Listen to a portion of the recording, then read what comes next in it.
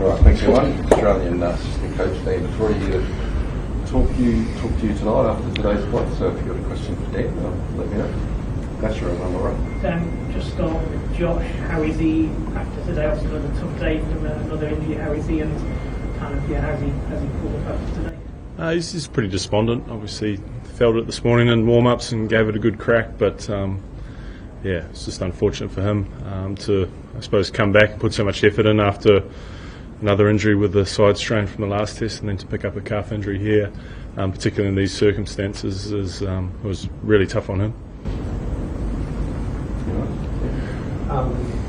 First of all, how did that affect, I guess, the day and the way that you managed the day out of the field per the plans? And two, were you looking at enforcing the follow-on if you've been able to restrict him? Well, I think obviously he's one of the best bowlers in the world, so it obviously affects the team. I think that the weather allowed us to operate in terms of the breaks. It allowed Mitch and Paddy to be able to come back on multiple occasions, whereas if we played out the full 90 overs, it would have been a lot tougher day to manage. And obviously we always have the luxury of Nathan and his ability to bowl a lot of overs. So that alleviated a little bit of the concern, but it's always a tough one with a world-class bowler being out, like I said. And I think the only way to force the game was to force the follow-on. So I think there was a desperation to get that final wicket, and we thought we had a really good chance when Jadeja was dismissed, but a real fighting partnership from Bumrah and Deep.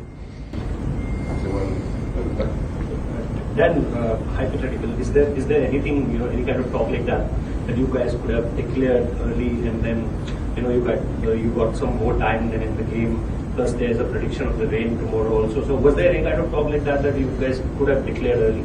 No, I think we always acknowledged that first innings runs were going to be vitally important in this game, and you don't really want to plan for weather, because we've seen on these days where it can blow past and you can get on with things and then it can settle in. So I think the conversation was mainly around, let's make the most of this first innings, trust the very good bowling unit to be able to deliver on this wicket like they did today. Unfortunately, it's just the amount of time that's been lost from the game has made it difficult. Was that last part? We might do one at a time. Sorry. Louis. Then what do you make of our staff and companies going away today and by extension, you guys got to talk a bit about Scott. I think those guys talked before the series about maybe not being able to play all 5 tests. Do you now get to play all 5 tests? Well, I think they're still at their relative numbers that we'd expect through this amount of test matches. The pretty light workload in Adelaide, and then coming in today, like I said before, because of the breaks, it didn't feel like we pushed them too hard. And it was a tricky situation at the end there where the ball was incredibly soft and getting wet. But to try and push them just that little bit longer to try and get that last wicket, probably that's the only time where we felt they were slightly extended. But so far, it feels like the norm. Yeah, and just like in terms of the rest of the series, Obviously, yeah. I mean, Hazlewood, it looks like he'll be out. So Stark and Cummins obviously become vitally important, like they always are. Is it fair to say that Boland will be playing in Melbourne? Would you consider anyone else for that spot? Fortunately, I don't have to worry about that. That's someone else's. But I think Boland speaks for himself. I mean, the way he bowled in Adelaide, the way that he's consistently been the backup seamer, and every single time he's been asked to step up, particularly in Australia, he's been outstanding. So I think that would be the logical thing to conclude. A couple to go here, guys. You go 1, 2, 3. Yeah, let's say they bowled out, they took the last wicket before the follow-on. Considering Hazlewood is not fit, would you guys have enforced the follow-on? And do you think there's too much of short pitch bowling at that partnership? I think to give us our best chance to win the game, then I think enforcing the follow-on is the logical thing to do.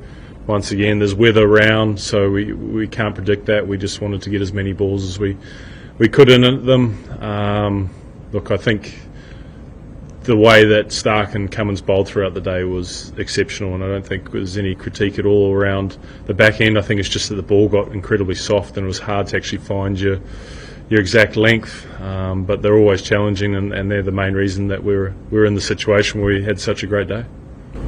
And then how frustrating it has been, the last wicket partnership from India. And did you expect this kind of fight back from the lower order, from the Indian side, considering the fact that top order has been very regularly, and it might just give some belief to the Indian top order if they can bat so well into Kent.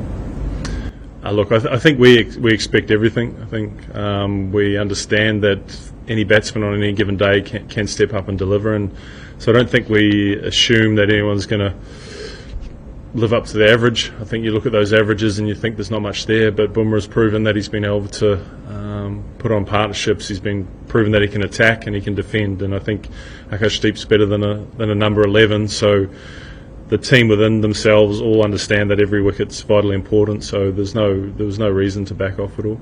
Last one, I think he's got.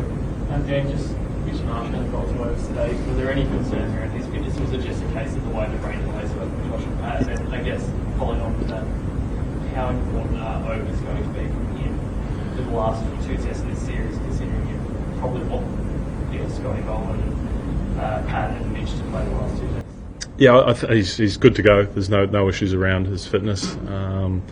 Like I said, yeah, it was just the way that the weather delays came that allowed Paddy and Mitch to keep going, and he'll be an incredibly important part of the next 2 tests, particularly Melbourne. I think that's a wicket that suits him, and to be able to complement whoever comes into that team, I think that's when he's at his best.